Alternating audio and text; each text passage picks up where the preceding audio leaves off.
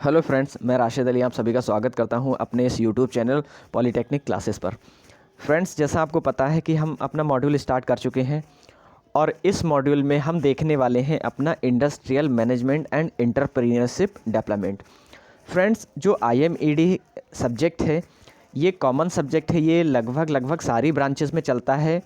ये बेसिकली अगर देखा जाए फ्रेंड्स तो ये जो डिप्लोमा फाइनल ईयर के बच्चे हैं 5th सेमेस्टर के, वो इसको पढ़ते हैं। और कौन कौन सी ब्रांच में ये चलने वाला है तो friends mechanical production, mechanical automobile और इलेक्ट्रिकल इंजीनियरिंग, इन 3 ब्रांच में ये चलता है। और भी ब्रांचेस हैं जिसमें ये सब्जेक्ट चलने वाला है। फ्रेंड्स, अगर बात करें कि यहाँ पर हम कैसे इसको कवर करने वाले हैं फ्रेंड्स, तो यहाँ हम मिनिमम कम से कम लेक्चर में इसको कवर करने की कोशिश करेंगे। लगभग 10 से 12 लेक्चर में हम पूरी IMED आपकी फिनिश्ड कराने वाले हैं एग्ज़ाम से पहले। फ्रेंड्स, एक बात और बता दें कि ये जो सब्जेक्ट है वो मैं पिछले 3 साल से बच्चों को पढ़ा रहा हूँ, डिप्लोमा के बच्चों को। तो फ्रेंड्स, अगर आप इसको देखेंगे तो मुझको उम्मीद है कि आपको ये बहुत ज़्यादा सेशन पसंद आएगा, आप इसको बहुत ज़्यादा एंजॉय करने वाले हैं। एक चीज़ और बता दें फ्रेंड्स कि अगर IMED को आप बुक से पढ़ोगे तो आपकी समझ ये बहुत अच्छे से नहीं आने वाला है फ्रेंड्स। तो अगर आप वीडियो के माध्यम से इसको देखेंगे और साथ के साथ नोट्स बनाते हुए चलेंगे फ्रेंड्स, तो आप इसको बहुत अच्छे से कवर कर लेंगे। और ये जो स्कोरिंग सब्जेक्ट है उनमें से एक है फ्रेंड्स। तो फ्रेंड्स, अगर आप अपनी अच्छी परसेंटेज बनाना चाहते हैं, अच्छे मार्क्स गेन करना चाहते हैं, तो इस पूरे सेशन को आप कंप्लीट कीजिए। वादा करते हैं कि आपके जो मार्क्स हैं वो बहुत अच्छे आने वाले हैं फ्रेंड्स। तो चलिए स्टार्ट करते हैं IMED, industrial management and entrepreneurship development. तो चलिए देखते हैं हम ये है क्या। फ्रेंड्स, एक चीज़ बता दें कि जो हमारा इंडस्ट्रियल मैनेजमेंट है उसका कुछ सिलेबस पिछली साल ही चेंज हुआ है। कहने का मतलब इसी सेमेस्टर में चेंज हुआ है। पहले सेम था, आज भी सेम है, पर कुछ चैप्टर हैं जो आगे पीछे लगा दिए गए हैं। जैसे अगर बात करें हम इंडस्ट्रियल मैनेजमेंट की, तो जो अब आपका सब्जेक्ट में है, जो इस बार का सिलेबस है, उसमें क्या किया गया है, जो BT बोर्ड है उसने जो मैनेजमेंट है उसको A सेक्शन में रखा है, और जो मैनेजमेंट है उसको B सेक्शन में रखा है, और जो आपका एंटरप्रेन्योरशिप डेवलपमेंट है या एंटरप्रेन्योरशिप है उसको A सेक्शन में रखा है। फ्रेंड्स, अगर बात करें तो हमको पहले तो मैनेजमेंट ही पता होना चाहिए, उसके बाद हम उसका एंटरप्रेन्योरशिप बनाएंगे। तो फ्रेंड्स, अगर बात करें कि हम मैनेजमेंट की, तो यहाँ पर जो हमारा सेक्शन फर्स्ट होने वाला है, तो हम यहाँ पर मैनेजमेंट फर्स्ट सेक्शन में कवर करेंगे, और उसके बाद हम सेकेंड सेक्शन में अपना जो है वो जो एंटरप्रेन्योरशिप है उसको कंप्लीट करेंगे फ्रेंड्स। ठीक है, तो चलिए स्टार्ट करते हैं हम कि हमारा जो इंडस्ट्रियल मैनेजमेंट है वो है क्या।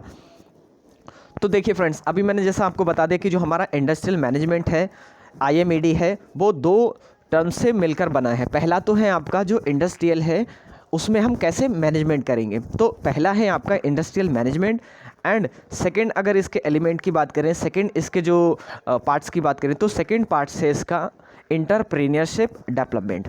ठीक, तो फ्रेंड्स, अगर बात करें कि जैसा मैंने अभी आपको बताया कि जो हमारा सब्जेक्ट है वो 2 पार्ट्स में डिवाइडेड है। पहला पार्ट है A और दूसरा पार्ट है B। फ्रेंड्स, अगर बात करें कि हमारा जो A पार्ट है उसमें जो BT बोर्ड है उसने क्या किया है कि एंटरप्रेन्योरशिप को फर्स्ट पार्ट में रखा है A में, और जो B पार्ट है फ्रेंड्स उसमें जो B पार्ट है उसमें मैनेजमेंट को रखा गया है। तो फ्रेंड्स, पहले तो हमको मैनेजमेंट पता होना चाहिए, उसके बाद ही हम एंटरप्रेन्योरशिप अच्छे से कर पाएंगे या फिर उसको अच्छे से पढ़ पाएंगे। तो फ्रेंड्स, चलिए हम स्टार्ट करते हैं पार्ट नंबर 2, और ये काफ़ी अच्छा सब्जेक्ट है फ्रेंड्स। ये एग्ज़ाम के पॉइंट ऑफ व्यू से अच्छा ही है, साथ के साथ अगर आप जॉब करने जाओगे तो वहाँ भी आप इसकी बहुत ज़्यादा रिक्वायरमेंट आपको देखने को मिलेगी। तो चलिए स्टार्ट करते हैं हम कि हमारा जो मैनेजमेंट है वो होता क्या है। फ्रेंड्स, अगर बात करें कि मैनेजमेंट की, तो मैनेजमेंट क्या है, अगर हिंदी में बोलें तो हिंदी में होगा प्रबंधन।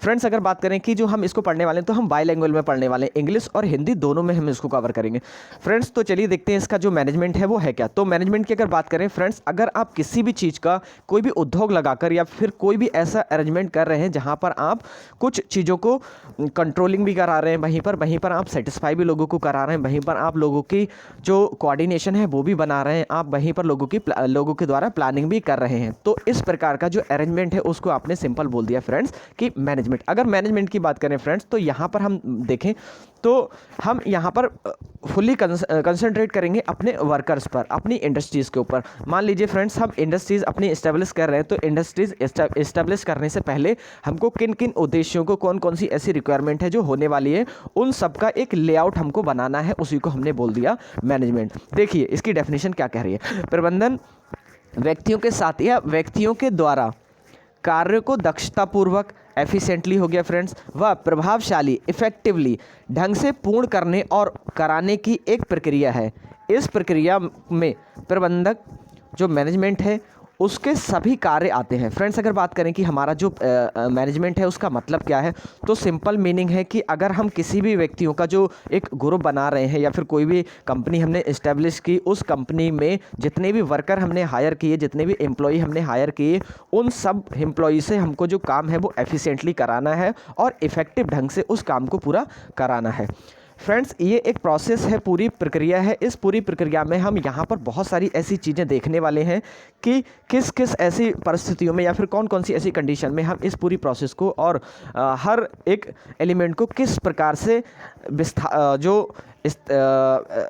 व्यवसायिक तरीके से उसका जो ऑर्गेनाइजेशन है बनाएंगे फ्रेंड्स। ठीक, तो फ्रेंड्स जैसा आपको पता लग गया कि अगर हम मैनेजमेंट की बात करें तो मैनेजमेंट है कि जो व्यक्ति है उसके द्वारा काम कराएं या फिर उसके जो एफिशिएंसी है उससे उसकी 100% एफिशिएंसी के साथ काम कराकर एक प्रभावशाली ढंग से काम कराने की एक प्रोसेस को हमने बोल दिया मैनेजमेंट। अगर फ्रेंड्स इसी डेफिनेशन को हम या फिर अगर इंग्लिश में इसका बोले कि इंग्लिश में हमारा क्या है, तो इंग्लिश में है आपकी it is an art. Friend अगर बात करें मैनेजमेंट क्या है, एक प्रकार की आर्ट है, and it is the art of creating an environment in which people can perform as individual and yet corporate goals।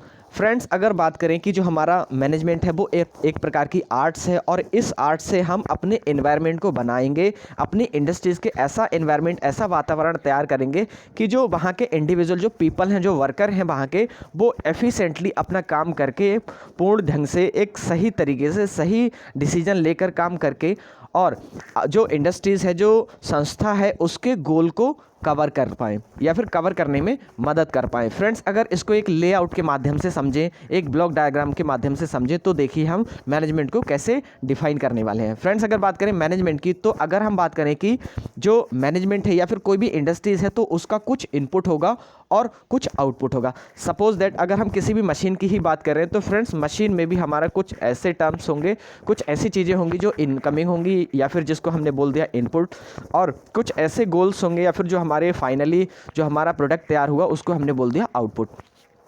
Friends अगर इनपुट और आउटपुट की दोनों की प्रोसेस की बात करें तो इन प्रोसेस को बनाने के बीच में इनके जो मीडिएटर पाथ्स है, जो इसके बीच में काम करने वाली चीज़ें हैं वो बहुत सारी हैं। देखिए अगर हम इनपुट की बात करें, पार्ट्स नंबर 1 की अगर इनपुट की बात करें फ्रेंड्स, तो इनपुट में क्या है, इनपुट में अगर हम बात कहें तो इनपुट में जो हम इनपुट देने वाले हैं, जो हमारा इन्वेस्टमेंट है, जैसा यहाँ पर देख पा रहे हैं कि man, material, money and machine. Friends ये 4 हमारे क्या हैं, ये हमारे इनपुट हैं। ठीक, अगर हम आउटपुट की बात करें फ्रेंड्स, तो हमारा आउटपुट होगा जो हमारा प्रोडक्ट बनने वाला है।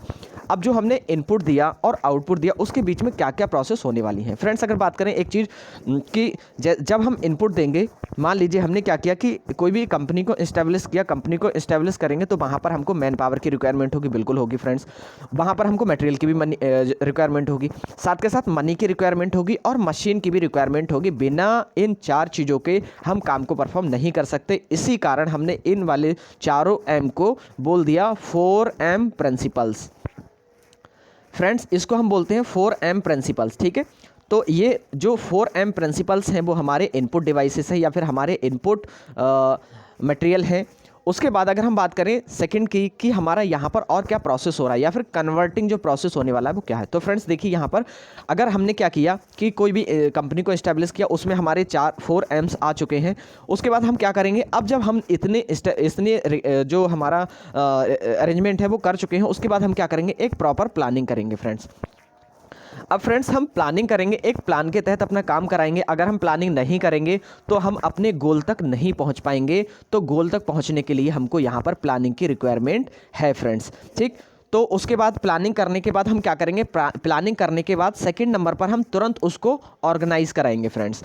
अब जैसे ही हमने प्लानिंग किया, प्लानिंग के बाद तुरंत हम क्या कर रहे हैं, उसको ऑर्गेनाइज कराना। पहले तो हमने एक प्लानिंग बना ली, प्लानिंग के तहत हमने काम कर लिया कि हमको कितना रॉ मटेरियल चाहिए, कितना हमको यूनिट्स तैयार करना है और कहाँ पर हमको ले जाकर बेचना है, किसके माध्यम से हमको सेल कराना है या फिर बेचना है। ठीक, नेक्स्ट आपने क्या किया, ऑर्गेनाइजेशन तैयार कर लिया। ऑर्गेनाइजेशन मीन्स संगठन तैयार कर लिया फ्रेंड्स। अब आप संगठन भी बनाओगे, संगठन भी अगर बात करें इंडस्ट्रीज़ की, तो इंडस्ट्रीज़ में अगर हम संगठन नहीं बना पाएंगे फ्रेंड्स तो हम काम नहीं करा पाएंगे।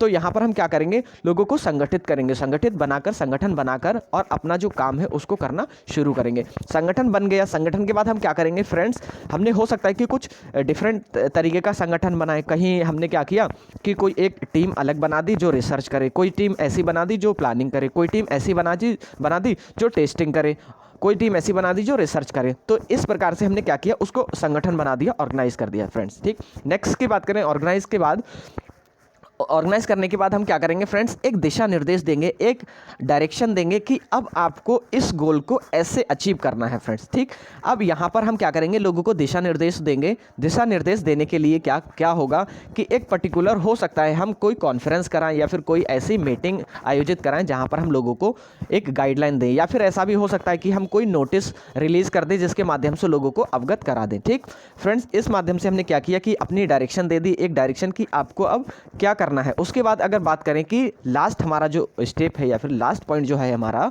वो है हमारा कंट्रोलिंग फ्रेंड्स। जो हमारा काम होने वाला है या फिर जो हमारा प्रोडक्शन तैयार होना है, हमने बोल दिया, मान लीजिए यहाँ पर हमने क्या किया, प्लानिंग तैयार कर ली, प्लानिंग के बाद हमने क्या किया, ऑर्गेनाइजेशन करा दिया, ऑर्गेनाइजेशन के बाद डायरेक्शन दे दी कि भैया अब आपको इतनी यूनिट्स तैयार करना है। अब मान लीजिए हमको यूनिट्स तैयार करना है 1000 और मान लीजिए ज़्यादा या कम हो गई, तो वहाँ पर क्या होगा, वहाँ कंट्रोलिंग की ज़रूरत है। मान लीजिए समय बता दिया कि बनाते चले जाओ, तो ऐसा भी काम नहीं होने वाला फ्रेंड्स। तो हम प्लानिंग इसीलिए की है कि हम एक प्रॉपर वे में और एक जितना हमको रिक्वायरमेंट है उतना ही हम बनाएं, उससे ज़्यादा ना बना पाएं। अगर ज़्यादा बनाएंगे तो इन्वेस्टमेंट कहीं ना कहीं बढ़ जाएगा फ्रेंड्स। तो उसको कम करने के लिए हम क्या करेंगे, यहाँ पर अपनी कंट्रोलिंग करेंगे। अब कंट्रोलिंग किस तरह से करेंगे फ्रेंड्स, कंट्रोलिंग में हम यहाँ पर देखेंगे फ्रेंड्स कि जो हमारी चीज़ें बन रही हैं, हो सकता है हमारी चीज़ें बेकार हों, कि उनकी क्वालिटी ठीक ना हो, तो हम क्या करेंगे, वहाँ कंट्रोल कर लेंगे उसको और उसकी क्वालिटी ठीक कराएंगे। दूसरी बात ऐसी भी हो सकती है कि हो सकता है हमारा जो टारगेट था वो ज़्यादा है और हमारी यूनिट्स कम बनी है, तब भी हम क्या करेंगे, कंट्रोल करा लेंगे। या ऐसा भी हो सकता है कि हमारा टारगेट ज़्यादा है और हमारा रॉ मटेरियल कम पड़ गया, रॉ मटेरियल कम पड़ जाएगा, तब भी हम क्या करेंगे, उसको कंट्रोल कराकर अपने रॉ मटेरियल को एक बार फिर मंगाएंगे या फिर जहाँ से भी हमको अरेंज करना होगा उसको अरेंज कराकर अगेन अपना प्रोडक्शन करना शुरू कर देंगे। या ऐसा भी हो सकता है फ्रेंड्स कि प्रोडक्शन ज़्यादा हो जाए। ठीक, तो ये रहा उसका लेआउट फ्रेंड्स। चलिए नेक्स्ट आगे देखते हैं फ्रेंड्स। अगर बात करें फंक्शन की कि फंक्शन ऑफ मैनेजमेंट क्या है, तो देखिए यहाँ पर हम फंक्शन की बात कर रहे हैं फ्रेंड्स। बेसिकली अगर बात करें तो चार फंक्शन मेन हैं आपके। ठीक, फंक्शन तो बहुत हैं वैसे, पर चार जो मेन है, मोस्ट इंपॉर्टेंट है, उसको हमने लिया है। यहाँ पर 4 फंक्शन हैं आपके मैनेजमेंट के फ्रेंड्स। अगर बात करें कि हमारा मैनेजमेंट क्या है, तो आप मैनेजमेंट जान चुके हैं, अब उसके हम फंक्शन देखने वाले हैं। अगर पहले फंक्शन की बात करें तो पहला फंक्शन क्या है, योजना बनाना फ्रेंड्स। बिना योजना बनाए हम इफेक्टिव ढंग से और एफिशिएंटली काम नहीं कर सकते फ्रेंड्स। तो हमको किसी भी बिजनेस को स्टार्ट करने से पहले या कोई भी इंडस्ट्रीज़ लगाने से पहले हमको उसकी प्लानिंग करना बहुत ज़रूरी है फ्रेंड्स। ठीक, अगर नेक्स्ट की बात करें, नेक्स्ट है आपका फ्रेंड्स की ऑर्गेनाइजेशन। अब हम क्या करेंगे, यहाँ पर हमने प्लानिंग तो बना ली, उसके बाद हम क्या करेंगे, हमारा दूसरा काम ये होना चाहिए कि हम संगठन तैयार करें। तो दूसरे में हम क्या करेंगे, लोगों का संगठन बनाएंगे। अब वो संगठन अलग अलग तरह से भी हो सकता है फ्रेंड्स। ऐसा भी हो सकता है कि हम क्या करें, 100 पीपल्स को हायर करें, 100 लोगों को, 100 वर्कर्स को हायर करें, 100 एम्प्लॉई को हमने वर्कर को हायर कर लिया और हमने क्या किया, उनको अलग अलग संगठित कर दिया, अलग अलग बांट दिया, डिवाइड कर दिया। हो सकता है हम क्या करें, 20-20 के रेशियो में उसको बांट दें, हो सकता है हम 30-30 के रेशियो में बांट दें, हो सकता है हम 10-10 के रेशियो में बांट दें। अब इस रेशियो में हमने बांटने का हमारा जो पर्पज़ था, मान लीजिए आपने क्या किया, 20-20 के ग्रुप बना दिए। ऑर्गेनाइजेशन जब ऑर्गेनाइज कराया, उसको संगठन बनाया, तो संगठन में आपने क्या किया, 20-20 के ग्रुप बांट दिए। अब जब फ्रेंड्स आपने 20-20 के ग्रुप बांट दिए हैं, तो जो आपको काम मिला, जो आपका प्रोजेक्ट था, तो उस प्रोजेक्ट को आपने क्या किया, इक्वली डिस्ट्रीब्यूट कर दिया। जो वर्क था, उस वर्क को आपने क्या किया, इक्वली डिस्ट्रीब्यूट कर दिया। अब इक्वली डिस्ट्रीब्यूट करने का क्या एडवांटेज है फ्रेंड्स, ये देख लीजिए। मान लीजिए आपने क्या किया, आपने जो वर्क था उसको इक्वल डिस्ट्रीब्यूट कर दिया। अब जब इक्वल डिस्ट्रीब्यूट करोगे तो फ्रेंड्स कहीं ना कहीं जो 5 ग्रुप बनाए हैं, उन 5 ग्रुप के अंदर हमने जैसे ही अपने वर्क को डिवाइड किया तो या फिर डिस्ट्रीब्यूट किया, तो तुरंत हमने क्या किया, उन पांचों ग्रुप में एक कंपटीशन क्रिएट कर दिया। अब कंपटीशन में होगा क्या, सारे ग्रुप सोचेंगे कि मैं पहले काम करूं, मैं पहले काम करूं, या फिर मेरा काम सबसे बेटर हो, सबसे बेस्ट हो। ठीक, तो इस प्रकार हमने संगठित कर दिया। संगठन और भी बहुत तरह का, आगे हम इसको डिटेल में देखेंगे फ्रेंड्स। नेक्स्ट की बात करें फ्रेंड्स, तो नेक्स्ट है हमारा डायरेक्टिंग। तो आपने देखा कि डायरेक्शन, उसको एक हमने दिशा निर्देश दे दी। उसके बाद हमने क्या किया, ऑर्गेनाइजेशन के बाद दिशा निर्देश दे दी कि अब हमको इतना काम करना है, एक फिक्स टारगेट दे दिया फ्रेंड्स, जो हमने संगठित किए थे लोगों को। संगठित करने के बाद हमने जब उनको टारगेट दे दिया, उसको हमने बोल दिया डायरेक्टिंग, कि हमने क्या किया, एक दिशा निर्देश दे दिया उनको, ठीक, कि करना क्या है तुमको। उसके बाद मान लीजिए कहीं कोई विषमता उत्पन्न हो रही है, कहीं पे कोई फॉल्ट उत्पन्न हो रहा है, या फिर कहीं कोई दिक्कत आ रही है, परेशानी आ रही है, या हो सकता है कि प्रोडक्शन में ही कहीं दिक्कत आ रही है, कोई मशीन बेकार हो गई, कोई कहीं लोग जो मैन पावर है उसकी कमी हो गई। तो उस चीज़ को हमने बोल दिया कि हम साथ के साथ नियंत्रित भी करते चलेंगे, कि अगर हम नियंत्रण नहीं करेंगे लोगों का, या नियंत्रित लोगों को नहीं करेंगे, या कंट्रोलिंग नहीं करेंगे, तो हम काम नहीं बना पाएंगे। अब कंट्रोलिंग के अलग अलग मेथड हैं फ्रेंड्स। हो सकता है हम कंटिन्यूसली कंट्रोल